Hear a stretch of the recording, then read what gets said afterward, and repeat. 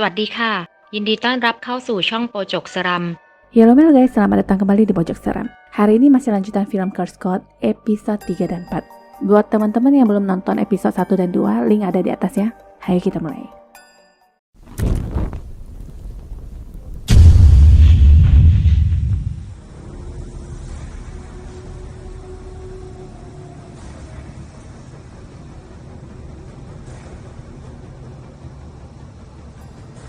Hei, thằng Cát, Loan.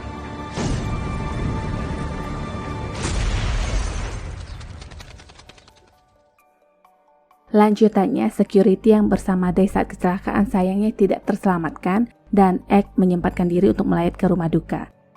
Di sana, M kebetulan bertemu dengan tantenya yang dipanggil Tante Yai, dan dari Tante Yai inilah M mengetahui bahwa Kritia masih ada hubungan keluarga dengannya. Dari berbagai kejadian akhir-akhir ini, Ek dan Niti mencoba merangkai garis keturunan dimulai dari kakak kandung M yang menikah dengan abang kandung Ek dan melahirkan dua anak yaitu Day dan Modeng. Kesimpulannya, Ek dan M itu adalah kakak adik ipar dan kemungkinan target berikutnya yang akan celaka adalah M. Diceritakan dulu di sebuah perkampungan hidup seorang gadis bersama ibu dan adiknya. Gadis bernama Aun ini mengidap penyakit langka dan ada dua bocah kampung yang suka menyebutnya sebagai wanita setan pembawa sial. Belum lagi mereka dijulitin yang katanya ibunya sendiri tidak tahu siapa ayah mereka dan adiknya yang bernama Junla yang selalu keluar untuk membela keluarga. Malamnya sang ibu menemui seseorang dan orang itu memberikan sebungkus kepadanya. Itu bisa apapun, tapi jika seseorang bisa selamat, maka akan menjadi hal yang berbeda. Reaksi tergantung dari setiap individu dan sepulangnya ibu ke rumah, itu langsung diberikan kepada putrinya sesuai dengan permintaannya yang katanya sudah tidak ingin hidup lagi. Sesungguhnya hal ini membuat hati sang ibu sangat hancur, tapi dia terpaksa melakukannya. Di tengah malam pun mulai bereaksi. Aun merasakan sakit di perutnya dan terus mengerang memanggil ibunya. Sang ibu tidak menjawab dan terus meneteskan air mata, lalu besok paginya mukjizat pun terjadi. Aun tidak mati melainkan menjadi sehat dengan wajah yang sangat cantik pula. Dia sembuh total dari penyakitnya dengan rambut yang sangat panjang dan dibawa bertemu dengan seorang tetua di kampung yang dipanggil kakek. Kakek kaget melihat perubahan Aun, tapi dua bocah ini masih suka mengganggunya dan mengatainya anak haram, lalu hal buruk pun terjadi. Dengan hanya tatapan marah saja, Aun bisa membuat salah seorang dari mereka yang bernama Keo mimisan dan tak sadarkan diri. Aun sendiri tidak mengerti dengan kekuatan barunya dan dia pun disalahkan oleh ibu Keo yang katanya sudah bermain black magic. Jika sudah begitu, kedua ibu pun saling beradu mulut di depan kakek. Si cepu bernama Dang bersaksi dia sudah melihat mata Aun yang berubah warna dan mengutuk Keo. Pernyataan ini terlalu mengada-ngada di telinga kakek karena dia tahu bahwa Aun selalu ada di rumah, mana ada waktu untuk belajar santet, tapi si mama Keo terus-terusan ngerocos yang akhirnya ditampar oleh kakek. Oh my god. Aun kemudian diperintahkan untuk pindah ke rumah inti dan seketika dia menjadi cucu favorit dari sang kakek. Malamnya kakek memuji kecantikannya dan ingin memperkotek Aun, tapi kali ini dia masih berhasil lolos dari serangan sang predator. Keributan itu mendatangkan ibunya yang mempertanyakan apa yang terjadi, yang dijawab kakek, bukan urusanmu karena aku bisa melakukan apapun yang aku mau. Sang ibu murka mendengar itu dan mengutuk si kakek mesum ini sambil memakinya binatang karena sesungguhnya Aun adalah darah dagingnya sendiri. Mendengar itu bukannya kaget, si kakek malah mengayunkan tongkatnya ke kepala ibu yang membuatnya metong seketika. Semua orang datang karena mendengar teriakan Aun dan sekarang Aun menjadi sangat marah. Dia mendekati kakek dan anak dari si kakek mendekat yang ingin menampar Aun tapi tertahan hanya dengan tatapan Aun. Tangannya seperti dipelintir lalu dia pun meletus bersamaan dengan teriakan Aun. Melihat itu orang-orang langsung kabur. Aun sendiri sebenarnya masih bingung dengan jati diri barunya dan menangis di rumah. Jan datang yang seakan ingin menolongnya tapi sebenarnya dia sudah menyiapkan jebakan karena sudah terpengaruh dengan si kakek kadal sebelumnya. Si kakek menuduh Aun yang sudah menyebabkan kematian ibu mereka karena dia adalah seorang penyihir. Sepanci air kemudian diberikan kepada Aun yang membuatnya sakit. Setelah dilemahkan, orang-orang kampung mulai berdatangan sambil meneriaki Aun untuk keluar. Dia pun berjalan ke depan dan mengutuk semua orang di sana agar lumpuh dan merasa kesakitan seperti dia di setiap kehidupan dan selamanya sampai tidak ada yang tersisa satupun keturunan. Aun kemudian memuntahkan darah dan tak sadarkan diri. Cerita kembali ke masa sekarang. Egg diantar ke rumah sakit dan sekarang dia tidak tahu harus berbuat apa karena menurut keterangan dokter, mata Day mengalami kerusakan parah yang hampir mustahil untuk disembuhkan. Sewaktu masuk ke kamar Day, anak ini berkata dia merasa sedikit sakit di matanya dan Egg pun mulai menangis. Day menanyakan kenapa Egg menangis karena dia bisa melihat apapun dan sekarang dia ingin pulang. Ini hal yang tidak mungkin dilakukan sekarang, tapi Day terus mengatakan ada hal buruk yang terjadi dengan Modeng. Bahwa dia ingin menyelamatkan kakaknya dan tidak ingin kehilangan kakaknya seperti kehilangan orang tua mereka dulu. Hal ini membuat Egg bertanya dari mana dia mengetahui ini semua. Yang dijawab Day bahwa dia bisa melihat semuanya dan ada wanita menakutkan dengan rambut yang sangat panjang yang ingin menyakiti Modeng. Pernyataan ini membuat Egg tercengang dan di rumah, Modeng memang terlihat tidak baik-baik saja. Dia merintih dan badannya seperti ini. M kaget dengan apa yang dilihatnya dan Modeng pun segera dibawa ke rumah sakit yang sama dengan Day. Dokter sendiri merasa ini kasus yang aneh di mana bentuk tulang-tulangnya bengkok bergelombang yang dia sendiri tidak bisa menjelaskan. Melihat foto ronsen, Egg mengingat tante Kritia yang juga mengalami hal yang sama dan merasa menyesal karena sudah ikut dalam persoalan ini. Malamnya ketika M sudah tertidur, hantu perempuan itu muncul dari bawah ranjang Modeng dan pelan-pelan merangkak ke atas badannya. Saking takutnya Modeng tidak bisa bersuara dan hantu itu lalu menoleh ke M. Dia membuka mulut dan menghilang saat M tersadarkan sedangkan Modeng dalam keadaan entah tidur atau pingsan. Kritia sendiri mendapatkan pesan dari Egg yang berkata melihat hantu wanita itu dan dia ada di sini. Kritia langsung menelponnya dan keluh kesah Egg pun keluar yang katanya harusnya dia tidak ikut campur dalam urusan keluarga Kritia karena kedua keponakannya menjadi korban. พวกเราทุกคนก็ล้วนได้รับผลกรรมจากต้นตระกูลเราทั้งหมดฝ่ายคุณก็มีส่วนเพราะเป็นคนประกอบพิธีนี้ Intinya jika mau nolongin dua anak itu, Egg dituntut untuk menyelesaikan pekerjaannya dan tidak ada gunanya berdebat sekarang. Kalau menurut penelitian ini, mata itu lebih terlihat sehat di malam hari dan Kritia merasa mereka sudah kembali menghidupkannya kembali sedikit demi sedikit. Semakin ingin mereka menyelesaikan kasus ini, semakin berbahaya pula yang dirasakan. Tapi ada hal baik yang ditemukan pula. Ada sekeping tembaga yang ditemukan di dalam kotak bersama biji mata itu dengan tulisan angka 3678 yang mungkin merupakan sebuah kode. Hal ini membuat Egg nyambung ke tulisan kitab yang bertuliskan seseorang yang bisa mengingat kehidupan lalunya yang mungkin mengarah ke tanggal lahir seseorang. Jika dicari tahu lebih jauh lagi, tidak ada angka kelahiran dari generasi ke generasi keluarga Kritia yang nyangkut dengan angka tersebut yang membuatnya berpikir apakah lebih ke hari kematian. M sendiri merasa sedih melihat kondisi keponakannya dan sebelumnya dia sempat mendengar percakapan telepon yang dilakukan Egg ke Kritia soal membantu keluarganya. Egg menjelaskan apa yang terjadi tapi M menangkapnya lebih pada Egg mementingkan Kritia sampai rela mengorbankan kedua ponakannya. Day tiba-tiba bangun dan bertanya apakah M marah pada Egg. Ini anak bahkan tahu apa yang sedang dipikirkan orang lain dan sekarang dia meminta bertemu dengan kakaknya.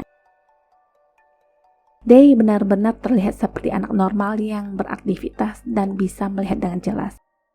Egg sendiri masih di rumah Kritia dan sekarang seorang ahli tarot diundang ke rumah. Kritia disuruh memegang kartu sambil memikirkan apa yang ingin dia tahu. 4 kartu itu dipilih dan sang paranormal pun mencoba menerawang lebih jauh. Dia kemudian kaget melihat mata besar yang menakutkan yang tidak pernah dilihat sebelumnya. Air yang diminum pun seperti ada darah dan tiba-tiba dari mulutnya mengeluarkan banyak sekali darah dengan beberapa giginya yang copot, tapi semua itu hanyalah ilusi saja. Dengan peringatan seperti ini, sang paranormal tersadarkan bahwa dia tidak seharusnya ikut campur dalam urusan ini dan memilih pergi. Kartu-kartunya pun ditinggalkan begitu saja di mana gambar-gambar tersebut menunjukkan 2 orang. Dari kartu itulah mereka mempunyai anggapan bahwa mereka harus menemukan 2 orang kembar yang sudah bereinkarnasi. Teori sana-sini, Egg tiba-tiba terbayang foto-foto yang digantung di rumah kakek dan dia pun segera meluncur ke sana. Sebuah foto mengingatkan Egg akan sebuah momen bersama kakek yang berkata, takdir bisa memperlihatkan sebuah karma masa lalu seperti sebuah peta yang mengarahkan kehidupan. Tidak peduli kemana arahnya, mau baik atau buruk, sebuah kehidupan itu berkarma. Tugas kita adalah membaca peta tersebut untuk memberitahu sang pemilik tentang arah peta itu. Memperlihatkan bagaimana menghapus karma masa lalu mereka. Seseorang bereinkarnasi berkali-kali yang mengakumulasi begitu banyak karma yang tidak bisa terbayarkan. Kakek lalu menunjuk foto sepasang kembar yang katanya mempunyai banyak karma yang mereka pakai sebagai kutukan yang tidak bisa dibantu oleh kakek sendiri. Tapi kakek berkata Egg dan saudara yang sedang bersamanya ini bisa. Disinilah Egg lalu mengambil foto dengan ponselnya yang langsung dikirimkan ke Kritia. Dari latar belakang foto, tempat pengambil foto itu seharusnya di dekat Vihara Anong. Tanpa menunggu lama, mereka segera ke lokasi dan menanyakan ke beberapa warga tentang orang yang ada di foto tersebut, tapi tidak ada seorang pun yang mengenal mereka. Walau begitu, takdir berkata lain. Mereka terhenti di sebuah warung dengan tulisan Fusi yang artinya orang yang ditakdirkan untuk bersama. Jadi ceritanya kakek pemilik warung ini mempunyai saudara kembar. Itulah alasan dia menggunakan nama Fusi di warungnya dan si kakek ini jugalah yang ada di foto tersebut. Dengan bertemu dengan Egg yang adalah cucu dari kakeknya, kakek ini tahu bahwa waktunya sudah tiba. Dia mengenalkan namanya adalah Sun sedangkan kembarannya bernama San dan mereka sudah menunggu lama. Kritia menanyakan pernahkah kakek Sun melihat kotak kecil seperti gambar di ponselnya yang membuatnya menanyakan siapakah garis keturunan dari keluarga itu. Kritia langsung menjawab dan kakek Sun berkata dia sangat senang karena sudah menunggu lama untuk hari ini, tapi Egg menanyakan untuk apa, yang langsung digas sama kakek dengan balik bertanya emangnya kalian kesini untuk apa. Diceritakan oleh kakek di kehidupan lalunya sebelum kehidupan sekarang, dia adalah seorang imigran Cina tepatnya di tahun 1821 tahun ayam. Dia pindah ke Bangkok dan bekerja sebagai buruh. Suatu hari dia tidak sengaja menabrak seorang perempuan di pasar bernama Noal. Dari pertemuan itu, mereka saling jatuh cinta dan melanjutkan hubungan, tapi masalahnya, status sosial mereka sangatlah berbeda. Suatu malam mereka merencanakan untuk kabur, tapi sayangnya tertangkap oleh salah satu nenek moyang Kritia yang juga adalah suami Noal. Mereka langsung tapi sebelumnya mereka sudah berjanji bahwa walaupun tidak bersama di kehidupan ini, maka mereka akan bersama di kehidupan selanjutnya. Setelahnya mereka dikuburkan bersama dan sebuah kotak kecil bersimbol itu diletakkan di dalam liang lahat. Nah, di kehidupan ini mereka terlahir sebagai anak kembar yang bisa mengingat kehidupan lalu mereka. Sun lalu mengajak mereka melihat San yang tergeletak sakit-sakitan sejak mengingat siapa mereka dulu. Dulu sekali Sun sudah meminta tolong kepada kakek Egg untuk menyudahi karma mereka, tapi hal ini tidak mungkin walaupun mereka mengakhiri hidup sekalipun. Kakek menyuruh mereka untuk bersabar menunggu. Sun sendiri bahkan menemukan makam mereka dulu dan menyimpan kotak kecil yang dikuburkan tersebut. Sekarang saatnya kotak itu dikembalikan ke pemiliknya dan inilah maksud mereka yang sudah menunggu lama. Sesungguhnya Sun berkata dia masih dendam dengan keluarga Kritia karena menurutnya keluarga Kritia sudah membuat mereka menderita sangat lama. Sekarang Egg datang yang katanya ingin memutus kutukan dan jika berhasil maka San mungkin bisa membaik, tapi Sun beranggapan tidak akan mungkin bisa karena masih ada hutang karma yang harus dilunasi. San bersuara yang menanyakan siapa yang datang dan Sun memberitahunya si pemilik kotak. San pun berkata sekarang aku senang dan dia diberikan segelas minuman oleh Sun yang langsung membuatnya tewas. Jadi teh itu memang sudah diberi sebelumnya yang menurut Sun untuk memutus segalanya. Tidak ada lagi karma dan janji, istirahatlah dengan tenang. Jika suatu masa bertemu kembali, biarlah itu menjadi karma baik bukan karma buruk. Melihat itu semua orang merasa seperti nonton drama sedih Korea. Kritia meminta maaf atas nama keluarganya yang sudah membuat hidup mereka menderita. Kotak itu dikembalikan ke Kritia dan dia berharap semua tujuan mereka berhasil. Setelah itu dengan nekat Sun pun mengakhiri hidup. Semua orang kaget dan lebih parahnya lagi, dikira semua sudah berakhir, tapi tiba-tiba aki-aki dan nini-nini ini membuka mata. Mereka duduk dan menunjuk ke arah X sambil berkata. Gambaran hantu perempuan berambut panjang pun muncul dan setelah itu mereka kembali mati yang kali ini beneran. Kotak itu berisikan gigi dan petunjuk berikutnya tertulis di kitab. Ketika membaca mantra di jam 3 subuh, berikan 33 koin kepada nenek Kala dan kakek Kali di gang yang tidak ada nama. Setelah itu mereka akan mendapatkan apa yang mereka inginkan. Tapi masalahnya sekarang, di manakah gang tak bernama yang dimaksud? Mereka lalu menuju ke vihara sakit yang terkenal dengan gerbang yang disebut gerbang hantu. Besoknya Niti membawa berita terbaru tentang cerita Kala dan Kali. Dikatakan mereka sebagai penjaga gerbang neraka di mana roh harus melewati mereka dulu untuk masuk ke neraka yang kalau di Indo mungkin orang lebih menyebutnya si hitam dan si putih. Ek langsung mengingat Sundansan yang menyebut jalan kematian. Jadi intinya mereka harus menemukan gerbang tersebut untuk memberikan sogokan 33 koin kepada Kala dan Kali. Di rumah Kritia, hal buruk terjadi. Mata tantenya memutih dan badannya terangkat lalu jatuh ke bawah ranjang. Dia merangkak ke sana sini dengan sangat cepat dan terakhir si tante lompat dari lantai 2 lalu terdengar suara yang memanggil namanya. Kritia dibuat linglung dan tiba-tiba sudah berada di samping tantenya yang berkata, "Kritia, แม่ปวดแขน." Di samping ranjang ada orang lain dan selang sekian detik terdengar suara aneh dan ketika Kritia menoleh, kepala orang tersebut sudah tidak tahu apa yang terjadi dan besoknya Ek merasa harus segera ke rumah Kritia. Dia diantar M dan Ek segera meninggalkannya tapi ternyata ada Tante Yai yang menghampiri N dan menyuruhnya mampir. Ternyata di dalam rumah itu sedang ada kedukaan di mana Tante Kritia telah meninggal dunia. M dan Tante Yai masuk ke dalam rumah lalu dia pun dikenalkan ke Kritia yang katanya masih saudaraan walaupun agak jauh. Ini mengejutkan Ek yang langsung menyuruhnya segera pulang. M terlihat bete karena di otaknya Ek hanya tidak menginginkannya di sana tanpa mengetahui bahaya sesungguhnya. Niti datang dan mereka membicarakan hubungan M dengan Kritia. Nyambung sana sini intinya dua ponakan itu juga ada hubungan dengan keluarga ini dan mewarisi kutukan. Tante Yai bisa baik-baik saja karena dia tidak ada turunan darah langsung sedangkan suaminya sendiri sudah meninggal.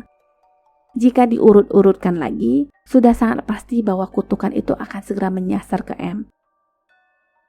Malamnya Ek menemui Day dan menceritakan kisah tentang Kala dan Kali dengan versi dongeng yang katanya penjaga pintu yang akan terbuka ke negeri penuh dengan keajaiban. Tapi siapa sangka dari mulut anak kecil ini dia berkata pernah melihat sepasang aki dan nini-nini yang menakutkan di dalam sebuah pintu. Ek pun diantar ke depan sebuah dinding yang menurut Day pintu itu akan terbuka jika sudah malam. Setelah mendapatkan informasi itu, Day disuruh kembali ke kamar dan Ek pun melafalkan mantra. Keajaiban terjadi. Pintu neraka telah terbuka dan Ek masuk untuk memulai misinya. Di sanalah dia menemukan gang tak bernama. Masuk lagi ke dalam, dia melihat banyak arwah serta teriakan dan tangisan miris. Jauh berjalan, Ek merasa seperti kantong koinnya bergerak dan di sanalah dia melafalkan mantra lalu melemparkan koin satu persatu sambil jalan. Ada tangan yang memungut koin tersebut. Ek mempercepat gerakannya sambil gemetaran dan semakin cepat pula koin-koin itu dipungut. Lama-lama koin pun habis dan muncullah dua sosok hantu menakutkan yang menjulurkan tangan sambil tertawa. Ini mah udah habis kali ya, ini mah pemerasan. Ek berbalik arah dan lari secepatnya. Dia baru mengingat bahwa selain 33 koin itu, di dalam kitab tertulis dia juga harus bertukar serpihan jiwa yang ditinggalkan oleh Dewa Brahmana. Ini benar-benar PR dan Ek kemudian kembali menemui dua makhluk menakutkan itu, sedangkan di dunia nyata, Day kembali ke tempat tadi. Ek bertanya apa yang mereka inginkan sedangkan semua koin sudah diperas habis-habisan tapi dua gila itu hanya terus tertawa. Arwah leluhur menyuruh Ek memeriksa kembali kantong koinnya karena bisa saja mereka mempermainkannya dan ternyata memang masih bersisa satu keping. Ek pun ingin memberikannya ke salah satu hantu penjaga itu tapi tangannya malah ditarik. Tarik-tarikan pun terjadi dan ternyata hasilnya Ek menemukan sebuah kotak lainnya. Day meneriaki pamannya untuk segera keluar karena pintu akan segera tertutup. Singkat cerita, Ek berhasil keluar. Nah, isi dari kotak tersebut adalah serpihan tengkorak bagian depan yang sangat penting seperti kisah Maena, tapi masalahnya kali ini mereka tidak mendapatkan clue untuk langkah selanjutnya. Sorenya, Ek kembali ke rumah sakit yang disusul oleh Kritia dan disinilah Kritia melihat gambar aneh yang muncul di leher belakang Ek. Gambar itu terlihat seperti tato tulisan zaman kuno dengan huruf K. Tidak hanya di leher tapi juga di lengan yang mirip tulisan N. Tak lama, M datang dan Kritia langsung pamit. Setelah itu, Ek menceritakan kecurigaan mereka tentang target berikutnya kepada M yang membuatnya syok. Sebenarnya yang M lebih khawatirkan itu bukan dirinya tapi Modeng. Malamnya di rumah Kritia, Niti meneliti gambar yang muncul di tubuh Ek yang artinya gunung dan hanya ada satu gunung di Bangkok dekat dengan Vihara Saket. Ek dan Niti segera ke sana dan Kritya disuruh menunggu di rumah karena ritual berikutnya mungkin berbahaya. Ritual berikutnya ini disebut semangat meramal. Vihara Saket sendiri dikenal dengan burung pemakan bangkai yang disebut Sutat Preta. Sesampainya di sana mereka menyiapkan berbagai keperluan ritual dan Ek mengingat cangkang kelapa yang rusak itu karena tak sengaja dijatuhkan Niti dari mobil tadi. Dia merasa ada yang tidak beres dan Niti menghampirinya, lalu tak sengaja menyenggol tangan Ek yang menyebabkan cangkang batok kelapa itu terjatuh. Isi dari cangkang kelapa tercecer ke lantai dan ada asap hitam yang keluar dari salah satu benda yang ada di dalam cangkang tadi. Suasana menjadi aneh sementara kamera yang sudah disiapkan dari tadi terus merekam yang letaknya tak jauh dari mereka. Sesosok hantu muncul dan Niti pun diserang secara gaib sampai arwahnya keluar dari badan. Hantu itu juga menyemburkan bola api ke arah Ek, tapi beruntungnya Ek masih bisa mengelak yang jatuh dalam lingkaran. Dia meneriaki roh Niti untuk kembali ke badannya, tapi roh itu masih pelengak-pelengok bingung sampai Ek menggunakan kekuatan batin barulah suaranya terdengar. Roh Niti pun segera masuk ke badan yang akhirnya menyadarkannya. Ek meminta Niti untuk tetap di luar lingkaran karena sekarang dia sudah dikepung oleh para hantu yang berbagai macam bentuk dan ada juga yang kelaparan. Ek harus mengkalkulasi dengan tepat langkah apa yang akan diambilnya dan mengingat omongan Kritya tentang hantu Aun yang dipercaya dulu mempelajari black magic. Di depannya sekarang ada hantu wanita dan Ek menjulurkan tangannya. Semua hantu di sana bereaksi berteriak serentak yang memekakan telinga, tapi Niti sama sekali tidak bisa mendengar ataupun melihat. Tak berapa lama mereka pun menghilang dan di depannya sekarang Ek menemukan satu lagi kotak keramat. Kotak itu dibawa ke rumah Kritya sedangkan Niti sendiri pergi ke rumah sakit untuk mengobati luka ringannya. Isi dari kotak itu adalah kulit yang bersimbol. Besoknya di rumah sakit, perban mata Day dibuka dan hasilnya mata anak ini memutih tak berpupil, tapi anak ini mengaku bisa melihat jelas. Malamnya Day pun dibawa pulang tapi sebelumnya Ek mampir dulu ke rumah Kritya. Langkah berikutnya yang tertulis di kitab, pemanggilan arwah seperti membiarkan hantu merasuki tubuhmu. Orang pintar dengan level tinggi bisa melakukan komunikasi arwah dan tempat yang akan dituju adalah Benteng Mahayat. Bersambung. ขอบคุณที่รับชมช่องของเรานะคะ ถ้าชอบอย่าลืมกดไลค์ กดติดตาม และแชร์หนังเรื่องต่อไปของเรานะคะ ขอบคุณค่ะ Sampai jumpa.